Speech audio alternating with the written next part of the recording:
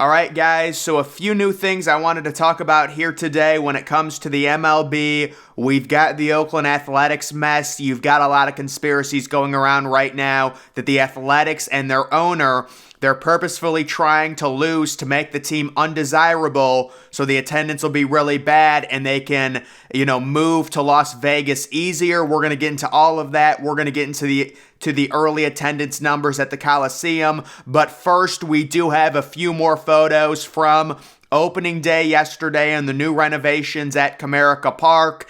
It is a complete mess, guys. It's a double wall. So there's two major problems. Number one, the center field double wall. And people are like, well, what are they supposed to do? There's nothing that they can do. You need to redesign it or do something to put trees there. You have to take that second wall out. It looks really bad. I didn't know, what they thought it was going to be like, but that is just a horrible look, in my opinion. The second wall needs to come down. You need to put some shrubs up. You need to put some trees. Do something. Redesign the area. All they did is they literally kept the previous wall up and put a new wall up in front of it. It doesn't make much sense. That's really not a renovation. That's just, you've got to, have some self-respect for your ballpark there. And then on the other side, looks like they installed a little grassy little patch there. And people were saying that looks good. Personally, I think it looks kind of crammed in there. But listen, something is better than nothing. The other major problem with their renovation is the issue with the yellow line. So guys, this is the same thing at Angel Stadium. If a ball hits off the wall, it should not be a home run. What I mean by that is if you hit a ball right now to right center field at Comerica Park and it hits above that yellow wall to where it hits off the wall and comes back, that's a home run now. Come on, folks. This is not minor league. You want to know another thing that I'm having a real issue with, and I know they tried changing this rule, but it still is happening. Why do we see 5 position players pitching every game? I know I'm exaggerating it, but seriously, I'm at the point, if I'm Rob Manfred, I'm telling these, managers and coaches, it's not going to happen. We're done with it. It looks like crap. It's a clown show. There's a position player pitching every game, and I know the fans are like, no, we like that. Yeah, no, I used to like when position players pitch 2, then it gets to be too much. It's just like if you eat ice cream with every meal, you're going to like ice cream, and then it gets too much and it's not good. It's like the NBA. If there's 140 points scored by a team every single game, I used to like scoring, now it's just gotten oversaturated. How many times are we going to see a position player pitch? It makes no sense. If I'm Rob Manfred, I'm saying, you know what? You guys have ruined it. We're not allowing position players to pitch anymore. We're done with it. We're done. That's what I would say. I know it's not popular, but every game this is happening. It is. I am exaggerating, but let's get back to the, this wall, guys. I don't know. It's just, why? I know you want to move the fences in, but if a ball hits off the green padding, how is that a home run? Seriously. That is what it is. But let's get to the actual story that I wanted to talk about. And then we do have more photos of the Toronto Blue Jays renovation. But guys, take a look at this. The Oakland Athletics, this was, I believe, their Tuesday night game against the Guardians. 3,000 people, 9% full. That's pretty standard. This is the April 5th afternoon game on Wednesday. You can see right around 5,000 people. Opening day in Oakland, 26K. That's actually pretty good for opening day in Oakland. I think last year it was 24K. But a lot of people are wondering, they're asking the question, after that Sean Murphy trade, are the Athletics and is their ownership just purposefully tanking the team? They've basically got a lineup that is completely unwatchable. They're going to lose their 98, maybe 100 games.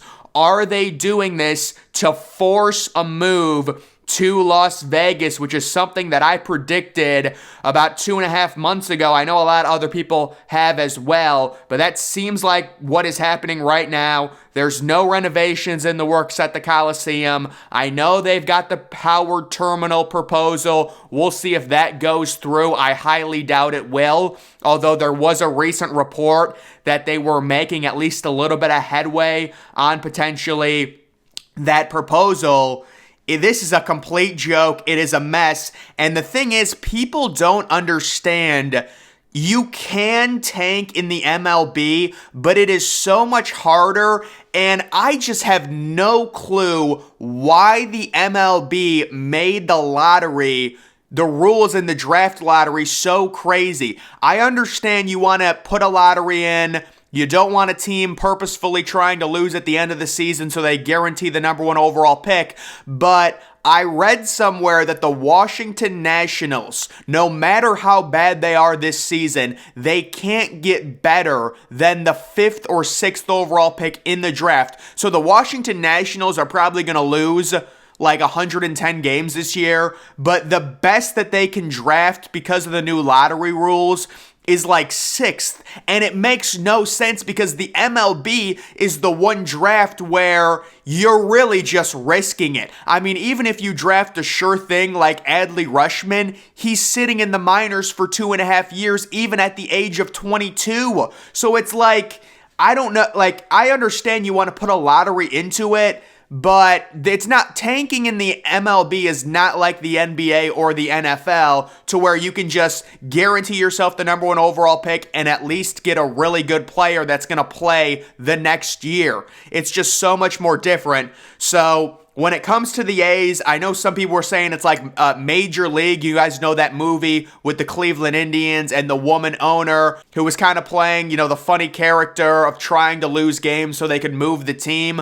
That is kind of what this feels like. I mean, some of those trades they made, it's like it's one thing if you're going to trade good players that have 2 or 3 years left on their contract because you can't afford to pay them for prospects. That's one thing. They're trading them for, these are not top prospects they're getting back. They're not even top 100 prospects. So it just doesn't make any sense what the A's are doing. This was last year in early May, you know, right over 2,000 people. I wonder what the low is this year when it comes to the A's and attendance. I'm going to put the over-under at 1,900. Do the A's get under 1,900 for their overall attendance this year? What do you guys think about that? And then taking a look at the Marlins attendance. So at least the Marlins are doing a better job, at least early in the year, of opening the roof. I do have my doubts when it gets to be June and July and it gets to be more humid. I think it'll be closed basically 100% of the time, but the Marlins are back to closing off their upper deck. At least during their home opener, they had their upper deck open, but their home opener didn't even sell out. You can see it. There's a lot of empty seats, basically empty full sections of the upper deck. Their home opener had an attendance of 31,000. For it to be a sellout, it needs to get to 37,000. So that's just a sad situation right there. And then taking a look at the Tampa Bay Rays, opening day, that is technically a sellout for them because they are not selling any upper deck tickets. So 25,000 is the current capacity for Tropicana Field. If they wanted to expand everything and open up the tarps on the upper deck, they could get a capacity of around 40K, but they're never going to do that. You can see, I think this is a win for the Rays.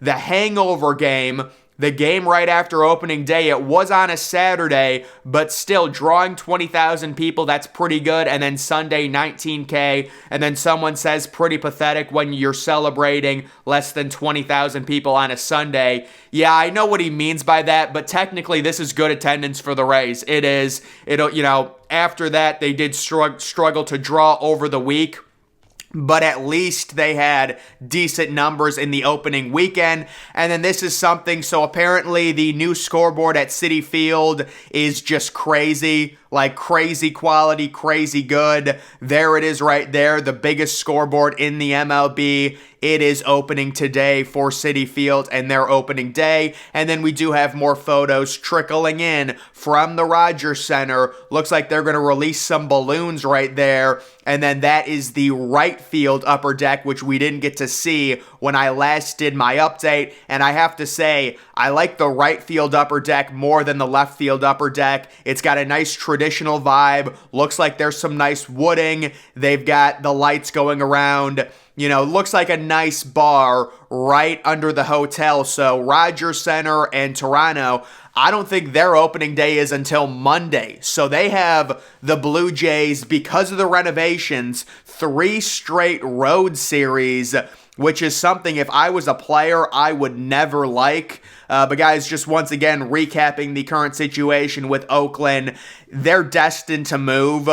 It seems like this is, I don't know if I've seen a franchise quite this dead. Seriously, like, they've got no one. They've got a mediocre minor league system. The major league team, I mean, their opening day pitcher was a nobody. You know, no one even knew him. So it's like, you know, if you're an Oakland A's fan, it has to be demoralizing. You're in a horrible stadium, and you have just a situation where, you know, your ownership is not trying to win. They want to move the team and get it into Vegas. And if you're the MLB, you have to have a big incentive to move to Vegas, because this just seems like a dead franchise at this point. And could you imagine the difference of kicking off an opening day in Vegas in a crazy new retractable roof stadium, or like a closed dome stadium, as opposed to where it is now? You know, Vegas, in terms of like the diehard fans, probably isn't the best because